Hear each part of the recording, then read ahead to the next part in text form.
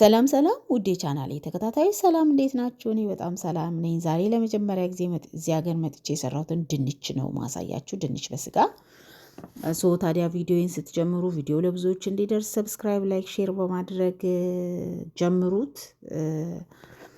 እንግዲህ እኔ የተከተፈ ሽንኩርት ስለነበረኝ የተከተፈውን ሽንኩርቴን አደረኩ ድስቴ ላይ።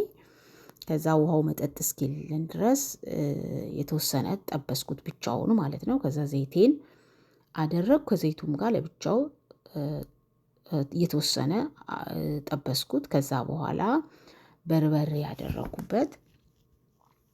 በርበሬውን ካደረኩ በኋላ በደንብ በእንደዚህ መልክ እናዋህደዋለን ማለት ነው። በደንብ አድርገን እንጠብሰዋለን። ውሃ እናደርግበትም።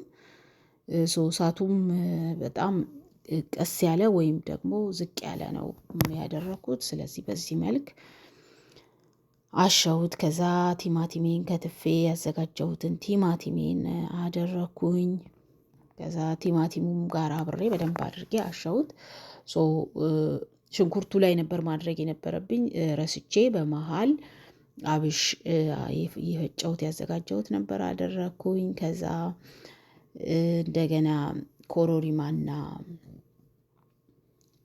ኮሮሪማና ነጭ አዝሙድ ለብቻውን ያዘጋጀሁት ለቅመም አለኝ፣ እሱንም አደረኩ። ከሱ ጋርም በደንብ አድርጌ የተወሰነ ደቂቃ ካቆየሁት በኋላ የከተፍኩት ስጋ በዚህ መልክ አዘጋጅቻለሁ። ስጋውን በአራት ማዕዘን ከትፌ ነው እንዳያችሁት ያዘጋጀሁት። እሱን አደርጋለሁ።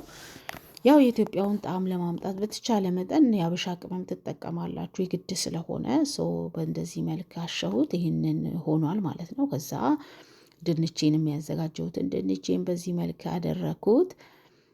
ከዛ በደንብ አድርጌ አሸሁት። ከዛ ውሃ ምናምን አደረኩ። አይ ቲንክ እሱ አልተቀረጸም፣ ሶሪ። ከዛ ሽንኩርትና ዝንጅብል አብሬ ያዘጋጀሁትን አደረኩበት። ከዛ እንዲበስልልን ውሃ ሳናበዛ በመጠኑ አድርገን እናቆየዋለን። በመጨረሻም በእንደዚህ መልክ ሆኖልናል። አይ ቲንክ ወርዶ ከቀዘቀዘ በኋላ ነው ረስቼ የቀረጽኩት። ይህንን የሚመስል ድንች ሆኗል ማለት ነው። እንደምታዩት በጣም ቆንጆ ሆኗል።